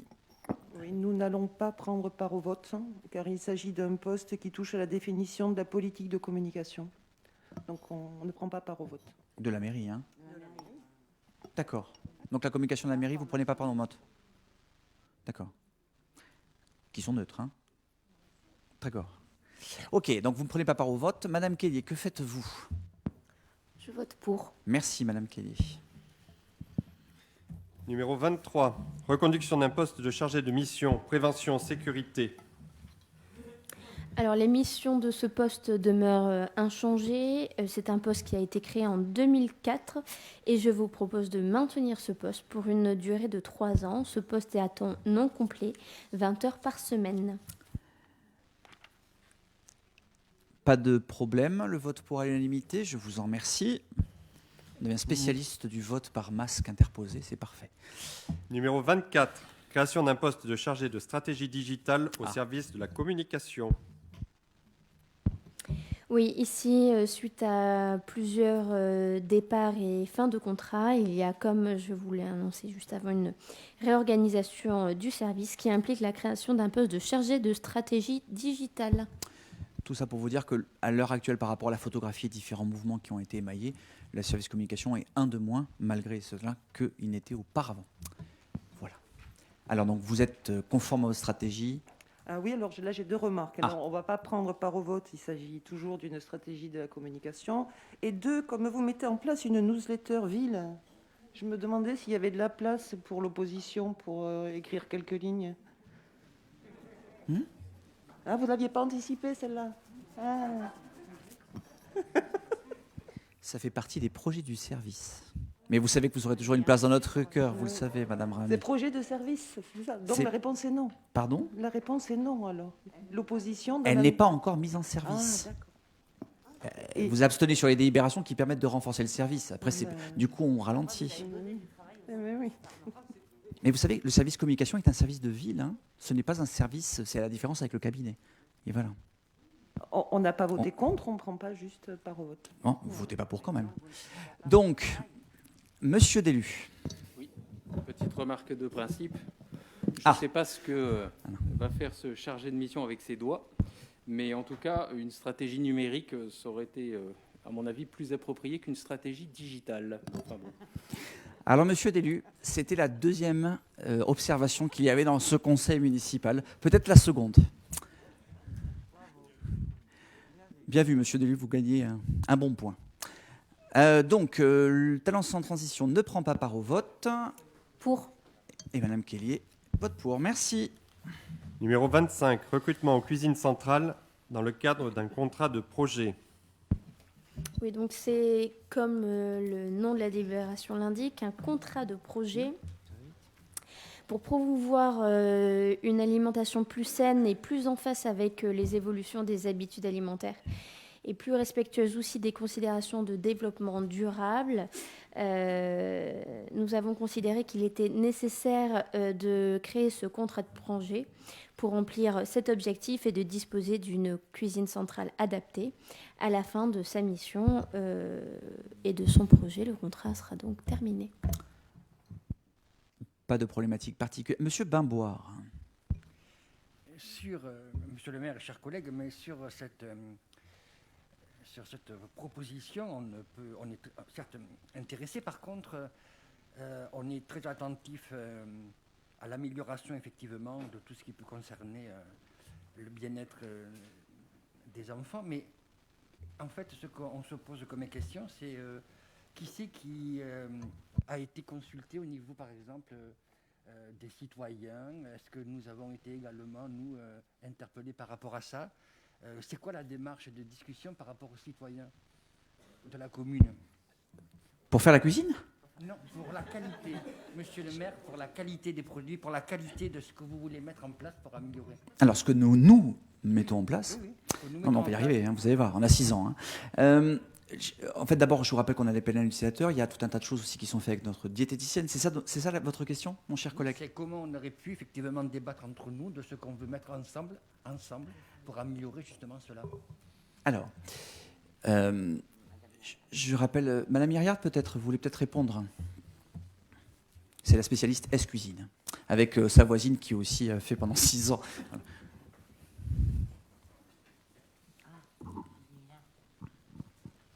Le micro arrive. Merci. Donc je vais meubler. Une chanson, je considère qu'on a relativement eu pas mal de pluie ces derniers temps. Oui, monsieur le maire, mes chers collègues. Oui, alors en fait, ici, il s'agit uniquement d'un procédé à un recrutement. Donc, ce qui s'est passé, c'est que nous avons une cuisine centrale qui produit tous les jours en moyenne 2800 repas, 2800 repas jour, principalement pour les scolaires. C'est pourquoi il est fait référence à l'alimentation qui est souhaitée par la commune étant la plus sanitairement et éducativement conforme à ce qu'on peut souhaiter pour nos enfants. Dans notre projet municipal, en l'occurrence, il y avait, par exemple, la volonté d'augmenter la part de bio, etc. Donc, si vous voulez, il y a des questions qui sont d'ordre réglementaire, sanitaire, on va dire, hein, donc qui est du respect de la réglementation concernant le fait de produire de la nourriture et de la servir. Ça, c'est sanitaire. Il y a une volonté d'introduire des produits bio et des produits de qualité et des produits frais le plus possible. Et puis, il y a une contrainte qui est liée à la structure de la cuisine centrale, au mode de production qui est un mode en liaison chaude, et qui est lié au fait que le responsable de la cuisine centrale a quitté la collectivité par voie de mutation à la fin de l'été. Donc la question qui se posait à nous aujourd'hui, du fait de ce départ, c'était est-ce qu'il s'en va, on le remplace et tout continue comme avant, sans se poser plus de questions, ou est-ce qu'au contraire, on saisit l'occasion de ce départ pour se poser un certain nombre de questions quant à nos modes de production. Est-ce qu'on reste en liaison chaude? Est-ce qu'on essaie d'évoluer vers de la liaison froide? Est-ce qu'on fait une deuxième ligne de production? Est-ce que voilà. Notre bâtiment est-il adapté à la quantité de repas qu'il faut servir, etc., etc., etc. Donc, si vous voulez, il ne s'agit pas du tout, comment vous dire, là, il n'y a pas une question de commission de réflexion ou quoi que ce soit. Pour ce qui est de l'alimentation, on a un marché avec la métropole, on est dans un groupement d'achat avec la métropole pour l'achat des denrées alimentaires. Donc, on n'est pas à regarder quelle est la nature des aliments, quelle est leur qualité, etc. On est dans une réflexion pour laquelle, je finis ma réponse, Monsieur Benbois, pour laquelle, à l'origine, nous avons souhaité en fait passer un marché d'assistance technique et non pas faire un recrutement. Sauf que, pour des raisons qui seraient beaucoup trop longues à vous expliquer, qui sont nombreuses et variées, il n'a pas été possible d'aller sur cette démarche-là. Donc, ce qui nous restait comme option, dans la mesure où nous ne souhaitions pas faire un recrutement classique, mais bien avoir en fait une forme d'audit et d'analyse de ce qui était souhaitable pour l'évolution de notre cuisine centrale et l'évolution de la production et l'évolution du service qui est rendu aux familles à travers l'alimentation qui est servie aux enfants. Nous avons donc saisi l'opportunité offerte par la loi d'avoir un contrat de projet, qui donc est un recrutement d'une personne qui doit, dans ses missions, répondre aux critères que je viens de vous développer, qui sont développés dans la délibération, sous une forme un peu, on va dire, la philosophie de son recrutement, la philosophie de sa fiche de mission. Voilà. Merci, ma chère collègue. Monsieur Deluy. Merci, Dominique, de ces précisions, puisque, en fait, je vais relire le paragraphe.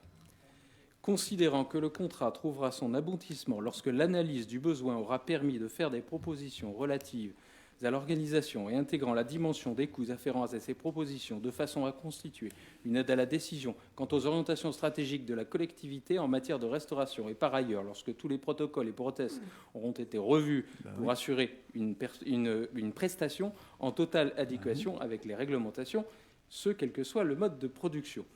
Alors heureusement que mon chirurgien m'a dit hier que je ne devais pas trop m'essouffler, mais c'est exactement ce que tu viens de dire. Donc, nous avions bien lu cette délibération. Il s'agit bien d'engager quelqu'un qui aura pour mission de contribuer, chacun évidemment à son poste, à redéfinir la politique de production de la cuisine centrale, au-delà des éléments. Alors, tu nous as dit, pour des raisons trop longues à expliquer, mais je pense que c'est quand même intéressant.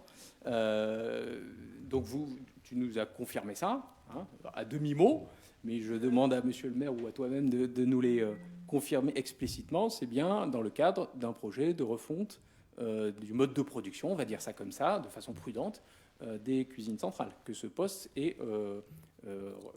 rouvert, on va dire, après le départ de... Alors, Madame Hiriart. Oui, pardon.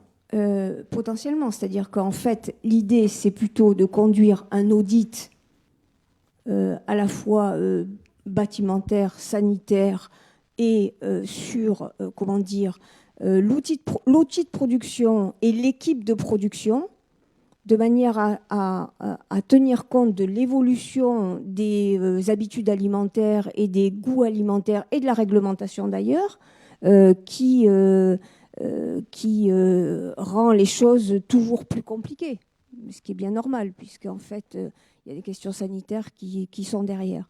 Donc, l'idée, elle est là. Elle est aujourd'hui de pouvoir auditer ce qui est fait, la façon dont c'est fait, les évolutions possibles, c'est-à-dire, à l'issue de cet audit, avoir une aide à la décision pour prendre des décisions, mais qui ne seront pas forcément de changer le mode de production, ou forcément, etc. etc. Voilà. Et à l'issue de cette période, en fonction des décisions qui auront pu être prises au vu de l'analyse qui aura été conduite par cette personne, dont je dis tout de suite qu'elle n'est pas... Enfin, je ne sais pas qui c'est, je ne sais pas qui ce sera. Hein. Le mouton à 5 pattes, il va falloir quand même le trouver. Donc, à l'issue de ce travail, eh bien, des décisions seront prises. Et en fonction des décisions qui seront prises, la configuration, y compris de l'équipe qui travaillera à la cuisine, sera décidée. C'est la raison pour laquelle on n'a pas souhaité immédiatement faire un recrutement qui serait un recrutement permanent et qui finalement serait plutôt bloquant par rapport à une évolution possible, mais non certaine. Le champ des possibles est ouvert. Je vous propose, Monsieur Bimboire. Juste une remarque, merci des renseignements, mais on s'en doutait un peu. La seule chose, c'est que nous considérions, quand on a regardé cet alinéa, qui explique un peu tout, hein, sans vraiment aller jusqu'au fond, on considérait que nous aurions pu, avant, avoir un débat. Nous avons nos enfants qui sont dans les cantines, dans nos écoles à Talence, et nous avons également, donc, avec les enseignants, des contacts, des réflexions sur la restauration. Vous parliez du bio, bien évidemment, mais enfin, c'est quand même... on peut comprendre que vous ayez besoin d'avoir une audit. On aurait pu peut-être le faire déjà entre nous, puisque vous parlez de nous, puisque c'est nous. Ça aurait été bien que nous puissions en discuter peut-être un peu avant. Mais Monsieur Bimboire, on vient de vous expliquer, je vais de redemander à Dominique de réexpliquer, qu'on prend quelqu'un pour nous aider à réfléchir en essayant de n'avoir aucun tabou par rapport à ça. Donc il va prendre l'existant, il doit être en œuvre aussi pour être capable de continuer à ça. Il ne faut pas y chercher plus loin. Hein. Il n'y a pas de ça. Si vous souhaitez connaître nos engagements, il y a l'augmentation de 50% de la part du bio, par exemple, sur la mandature. Ça fait partie de nos engagements de campagne et qu'on tiendra. Voilà. Il y a plein de choses dans ce programme, vous verrez. On va le définir là-dessus. Vous l'avez lu ? Très bien. Alors, les votes. Vous êtes pour, Madame Kellier ? Oui. Oui, vous êtes pour. Merci. Pour. Décision numéro 26. Reconduction d'un poste d'adjoint d'animation multimédia à la médiathèque et modification de la rémunération. Oui, il s'agissait d'un poste que nous avions créé au 1er septembre 2020. Il s'agit ici d'augmenter son temps de travail avec un passage à temps complet à compter du 1er janvier 2021 et de prolonger ce poste jusqu'au 31 août 2021. Pas de questions, je suppose. Les votes pour à l'unanimité. Merci. Numéro 27. Reconduction d'un poste d'animateur SIGB et portail à la médiathèque. Modification de la rémunération. Alors, il est proposé de renouveler le contrat pour une durée d'1 an et de modifier sa rémunération en y ajoutant un régime indemnitaire à hauteur de 432 € bruts par mois. Pas de questions non plus pour Madame Kellier. Merci. Numéro 28, dispositif Association Mona Lisa, Ville de Talence, rejoindre le comité national de soutien. Madame Madrid, adjointe déléguée aux solidarités à la petite enfance, expose. Mes chers collègues, le Covid et le confinement ont mis en lumière un formidable élan de solidarité à Talence, mais aussi un isolement de plus en plus évident de nos concitoyens et tout particulièrement de nos aînés. Vous avez pu le constater, de nombreuses initiatives citoyennes, fabrication de masques, portage de repas, de courses, de livres, visites, appels, avec des bénévoles, et ont été menées en coordination avec le CCS, comme on avait fait pour le dispositif canicule par exemple. Aujourd'hui, je vous propose donc de favoriser cet élan solidaire en adhérant au dispositif Mona Lisa, soit mobilisation nationale contre l'isolement des aînés, lancé par Michel Delaunay en 2013. Selon votre accord, et ainsi que la recommandation de cette démarche le fait, j'envisage ensuite de le proposer au conseil d'administration du CCS, qui déclinera Mona Lisa en actions concrètes et en adhérant à la charte. Ces actions citoyennes proposeront notamment aux Talencais, au-delà de la formation, de prévenir la perte d'autonomie et de l'isolement, de l'exclusion sociale et de soutenir les aidants proches avec mon collègue Charlie Géron. Et je vous remercie. Pas de remarques. Les votes pour Madame Kellier, pour également. Eh bien, nous en avons terminé avec l'ordre du jour. Vous avez reçu, mes chers collègues, la réponse par rapport à l'envoi de vos questions orales de la part de nos services. Je voudrais d'abord remercier toutes les personnes qui nous ont suivis en direct. En direct, d'ailleurs, je ne vais pas faire la liaison. Je crois qu'ils étaient près d'une trentaine pendant toute la soirée. Il y en a d'autres qui seront très nombreux. Je vais vous donner la date du prochain conseil municipal qui aura lieu le lundi 1er février à 18h30. Lundi 1er février à 18h30. D'ici là, je vous souhaite de douces, radieuses et joyeuses fêtes de fin d'année et je vous donne rendez-vous, du moins politiquement, l'année prochaine. Merci à vous toutes et à vous tous. La séance est levée.